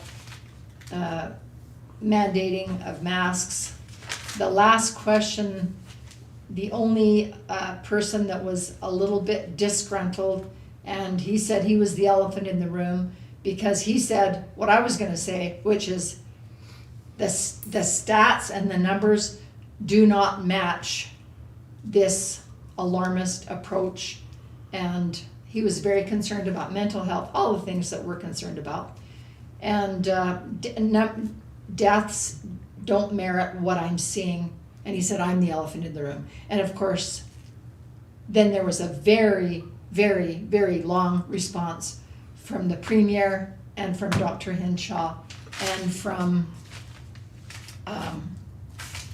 Tracy Millard about what they believe is going on, which is they're worried about overwhelming of hospitals and the ICU, the ICU units, et cetera, at the hospital, which are normally always full with flu patients. I did some research this afternoon, and my question was gonna be, it's very interesting that all of a sudden, we have no flu in Alberta. Did you know that, people? Isn't that interesting? There is no flu in Alberta this year. Never I'm just telling you, there's no flu in Alberta. There's like 6 flu. Interesting. And the death rate from last year to this year, province-wide, pretty much the same. But my question was gonna be about mandating vaccines, which I don't think we should be restricted because we don't wanna take a vaccine, but this was interesting, the mayor of Innisfil, I think that was the one. No, there was one person that said, well, I wanna line up last for the vaccine, because I think, we should be generous and let everybody else have it. And I wanted to say, well, I don't want it, so I will be happy to line up last. Anyways, no, it was a good discussion, but it's the narrative that we've been hearing, and this is what our government believes, and but there were a lot of people that said we are getting a lot of flack about canceling Christmas. As they And should get a lot of flack. for Dina that. Hinshaw said, just so you know, I believe that there will be many families who aren't compliant. And I thought, well, she got that right. Well, they better not be finding people then. Well, I don't know. There's Nobody businesses talked that aren't about, complying right now too, so. nobody talked about finding people. Pardon? Funny, I heard There's Dina businesses that aren't Hinshaw. compliant too. I delivered it to 6 different hair salons on the route I'm doing right now, and 3 of them are open, and they told me they're not changing. Good for them. I'm just So- saying. I heard Dr. Hinshaw say, I couldn't cancel Halloween. My own children would be furious at me. And then she cancels Christmas. I know. Holy cow. I don't know. Weirdest thing I've ever Anyways, heard. so that was interesting because there was a question that somebody asked about small businesses, massage, and these different businesses, which are very methodical about. I was just at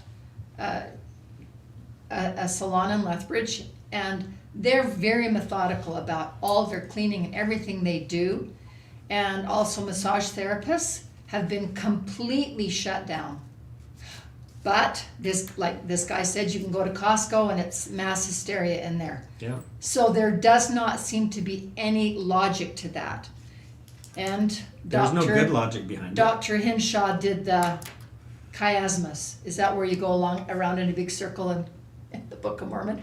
You go around in a big circle and you come back to the point, which is, we don't care, we're gonna shut those, we think it's in the best interest of everybody. So, that's So what we- she did about that. I appreciate you going and listening to that for me. Well, there's a lot of details, but it's nothing that everybody doesn't know. The only ones that were, this is interesting. They were saying, well, now what's going to happen on January 11th? Is everything going to go back to normal? And can we open our ice arenas and can we all go back to normal? And they said, whoa, like, this is fluid. We may or may not be opening.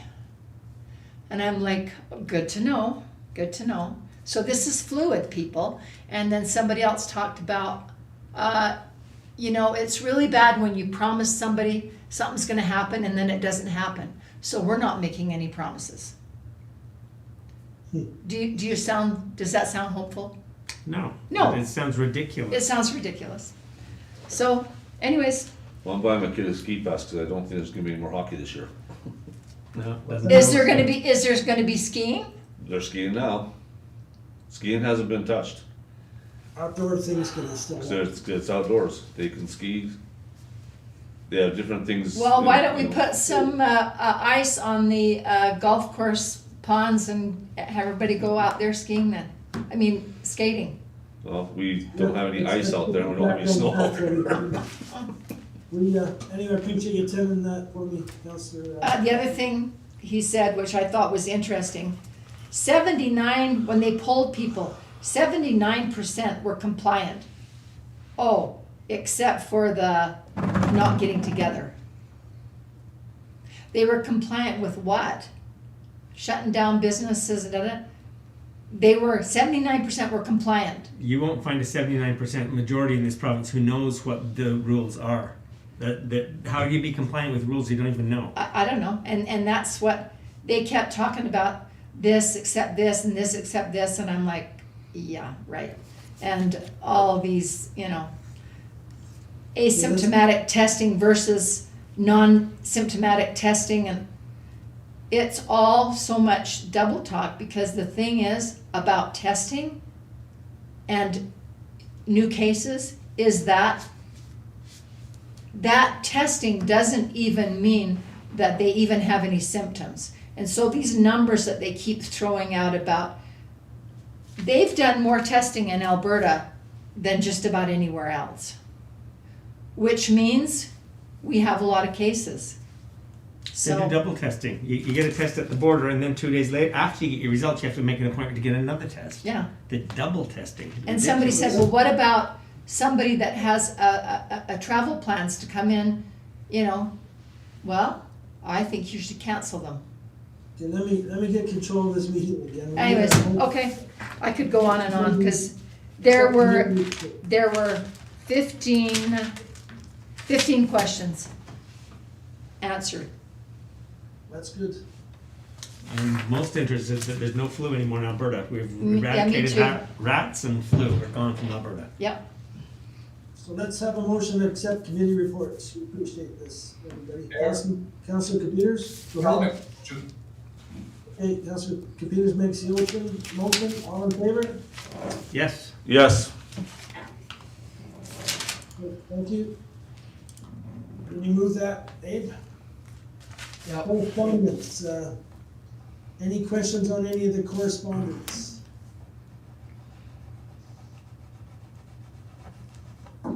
If not, we need a motion to accept correspondence. I'll move, Mayor.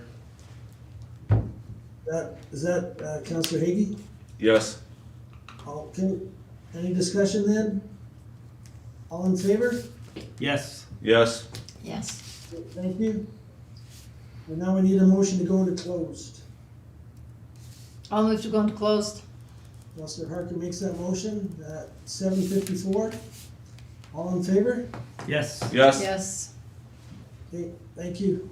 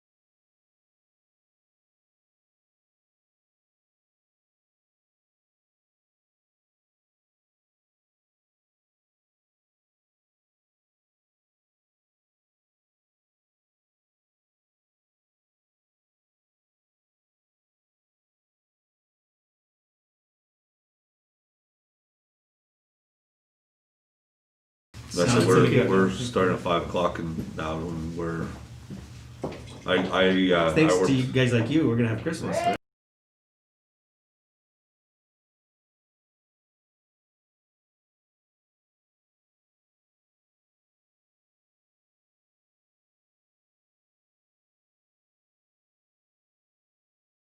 Are we live? Just a second, I'll tell you.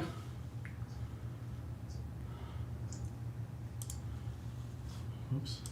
Yeah. Okay, we need a motion to adjourn. I'll move. That Councillor Hagee, Yes, all in favor? Yes. Yes. yes. Okay, great. Thank you. Thank you, everybody. Long meeting, but it was worth it. So. Productive.